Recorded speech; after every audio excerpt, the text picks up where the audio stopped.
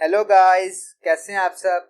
Last video में हमने discuss किया था कमेंट्स क्या होते हैं और साथ ही साथ हमने कलर को बहुत डीपली डिस्कस किया था।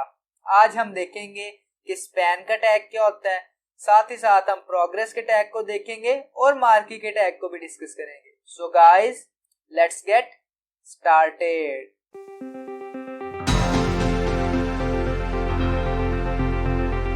मैं यहाँ पे सबसे पहले अपनी नई फाइल बना लेता हूँ tut7.html और मैं यहाँ पे जल्दी से अपना बॉयलर टेम्पलेट कोड डाल लेता हूँ। जूम इन कर देता हूँ।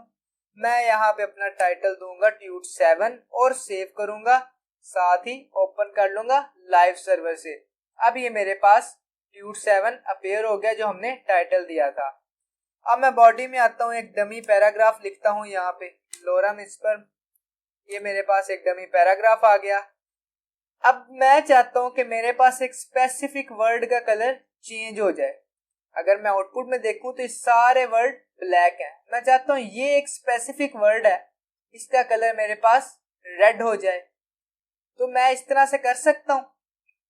अगर मैं यहाँ पे पैराग्राफ का टैग देता हूं ऐसे, और मैं पैराग्राफ में लिखता हूं style is equal to colour, यहाँ पे मुझे डबल कोट्स डालने पड़ेंगे, कलर, और मैं यहाँ पे सिंपली रेड लिख दूंगा।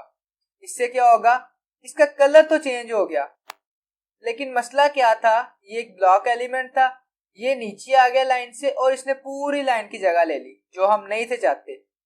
अगर मैं इसकी जगह यहाँ पे स्पैन लिख दूं और यहाँ पे भी स्पैन लिख दूं तो देखते हैं, तो ये जैसे हम चाहते थे वैसे ही आउटपुट आ गई। इसका कलर भी चेंज हो गया और हमारे पैराग्राफ को भी फर्क नहीं पड़ा। तो स्पैन हमारे पास एक ऐसा टैग है जिसको हम क्यों यूज करते हैं, कलर की चेंजिंग के लिए यूज करते हैं। इसके अंदर कोई भी टेक्स्ट लिखें तो ये पैराग्राफ की तरह ही ट्रीट होता है। सिर्फ फर्क ये है कि पैराग्राफ एक ब्लॉक एलिमेंट है और स्पैन इनलाइन एलिमेंट है। जहां पे हमें इनलाइन एलिमेंट की नीड होगी वहां पे हम क्या यूज करेंगे, स्पैन का टैग।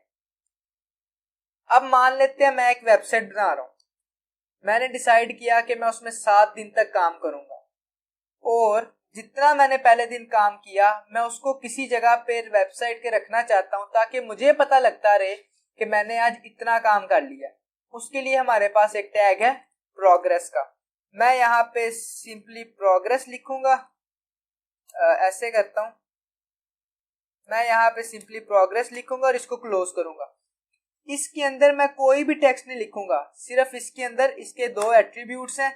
एक मैं लिखूंगा वैल्यू कि कितना काम हम कर चुके हैं। मैं कहता हूं कि मैं 20% काम कर चुका हूं, और मैं मैक्सिमम भी लिखूंगा कि मैक्सिमम कितने परसेंट मैंने रखा है। मैं कहूंगा 100%। तो अब मैं देखता हूं मेरे पास एक बार अपीयर हो गया कि मेरे पास अब 20% काम हो चुका है, जिसमें मैक्सिमम क्या था 100। मैं अगर कहता हूं मेरे पास मैक्सिमम ही 10 है और मैंने 10% ही काम कर लिया तो मेरे पास बार फिल हो जाएगा। मैं कहता हूं मैंने 100% काम कर लिया है लेकिन जो मैक्सिमम है वो 150 है, तो मेरे पास इतना बार फिल हो जाएगा। यानी मैं अपनी मैक्सिमम की वैल्यू भी लिख सकता हूं और साथ ही साथ अपने जो काम कर लिया है, जितना परसेंट मैं काम कर चुका हूं उसकी वैल्यू लिख लेता हूं। वैसे अक्सर ऐसे ही होता है कि आप 100% रखते हैं और इसकी वैल्यू लिखते हैं कि मैंने कितने परसेंट आज काम कर लिया है। और इसका एक और भी पर्पस के लिए यूज होता है। अगर आप अपना पोर्टफोलियो बना रहे हैं तो आप उसमें लिखते हैं कि आपने क्या क्या स्किल्स आपके पास हैं, HTML इतने परसेंट आती है, तो ये परसेंटेज के लिए भी यूज हो सकता है। अब हम देखते हैं सबसे इंपॉर्टेंट टैग मार्की का। अक्सर हम न्यूज में देखते हैं कि यहाँ से एक टेक्स्ट होता है, ये इधर को मूव कर रहा है या अप हो रहा है। न्यूज वाली अक्सर जो वेबसाइट्स होती हैं, चैनल्स होते हैं, उसमें ऐसा हो रहा होता है कि नीचे से टेक्स्ट मूव हो रहा होता है, एनिमेट हो रहा होता है। तो हम उसको कैसे कर सकते हैं, उसके लिए हमारे पास एक मार्की का टैग है। मुझे सिंपली मार्की का टैग ओपन करना है और क्लोज करना है। मैं इसके अंदर टेक्स्ट लिखूंगा। टेक्स्ट के अंदर मैं लिखता हूं दिस इज मार्की, ऐसे। अब मैं सेव करूंगा तो देखने को इफेक्ट हुआ, ये जो बाय डिफॉल्ट इसके बिहेवियर्स हैं वो सारे आ गए। अब देखें ये टैग आ रहा है राइट साइड से लेफ्ट की तरफ, मैं चाहता हूं नहीं, ये तो जाना चाहिए लेफ्ट से राइट की तरफ। इसके लिए मैं क्या करूंगा, मेरे पास एक एट्रीब्यूट है इसके लिए डायरेक्शन का, मैं सिंपली यहाँ पे डायरेक्शन लिखूंगा, डायरेक्शन इक्वल टू लेफ्ट कर दूंगा।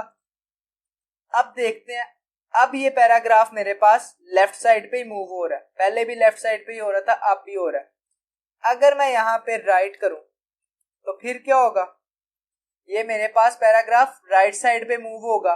अगर मैं यहाँ पे अप कर दूं तो क्या होगा, ये पैराग्राफ मेरे पास अप जाना शुरू हो जाएगा।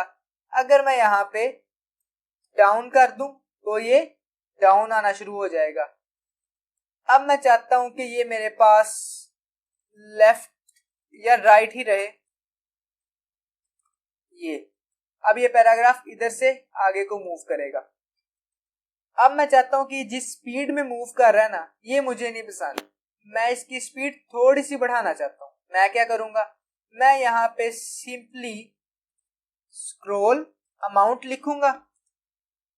मुझे यहाँ पे अमाउंट लिखना पड़ेगा, अमाउंट इज इक्वल टू क्या लिखूंगा मैं अगर यहाँ पे 20 लिखता हूं तो मेरे पास इसकी स्पीड ये आ गई, बढ़ गई स्पीड। मैं यहाँ पे अगर 15 लिखूंगा तो मेरे पास स्पीड थोड़ी सी कम हो जाएगी, ये।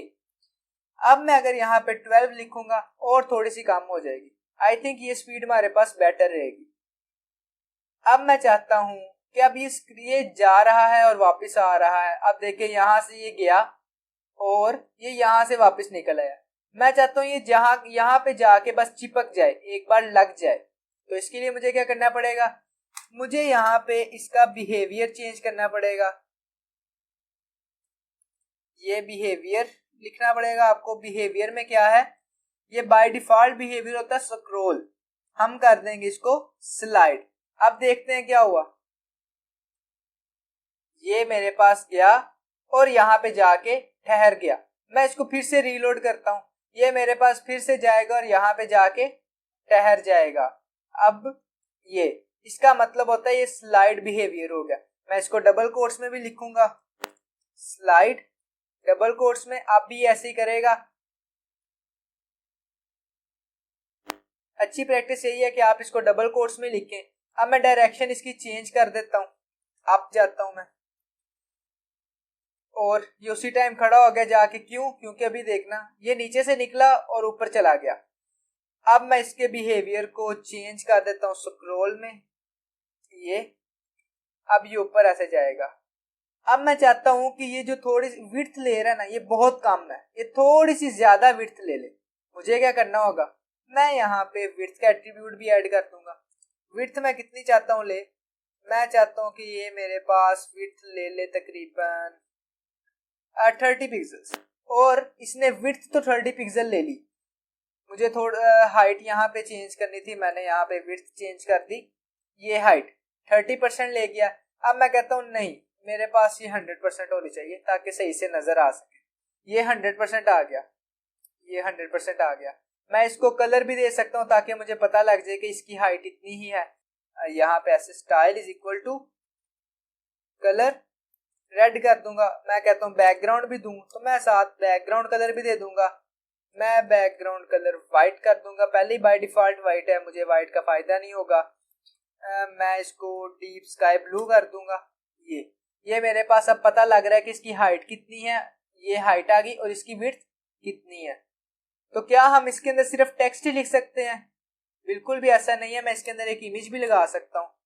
मैं यहाँ पे सिंपली इमेज लिखूंगा, सोर्स इज इक्वल टू, मेरे पास इमेज कहाँ पे पड़ी है, पिक्स में, और 1.jpg। इमेज मेरे पास बहुत बड़ी है, मुझे इसका साइज छोटा करना पड़ेगा। हमने पहले देखा था इमेज का साइज हम कैसे छोटा करते हैं। यहाँ पे हम सिंपली लिखेंगे विड्थ मैं कहता हूँ 300 पिक्सल्स होनी चाहिए, और मैं कहूंगा कि हाइट कितनी हो जानी चाहिए मेरे पास। मैं यहाँ पे हाइट लिखता हूँ, वो भी 300 पिक्सल्स ही कर देता हूँ। ये अब ये मेरे पास इमेज कदरे बेहतर हो गई है, बहुत छोटी हो गई है। अब मैं इसको और भी छोटा कर सकता हूँ, मैं 200 पे इसको लेके जाता हूँ ऐसे। ये अब ये इमेज छोटी हो गई है, मैं इसकी हाइट बढ़ा देता हूँ इसके टैग की। ये मैं इसको कहता हूँ 200 पिक्सल्स पे आओ। ये अब मुझे समझ आ रही है कि मेरी पूरी इमेज भी जा रही है। तो गाइज यही था हमारा मार्की का टैग। उम्मीद करता हूँ कि आपको ये सारी चीजें बहुत अच्छे से क्लियर होगी होंगी, और अगर कोई चीज भी क्लियर नहीं हुई तो आप मुझे कमेंट बॉक्स में पूछ सकते हैं। Thanks for watching guys, we will meet next time.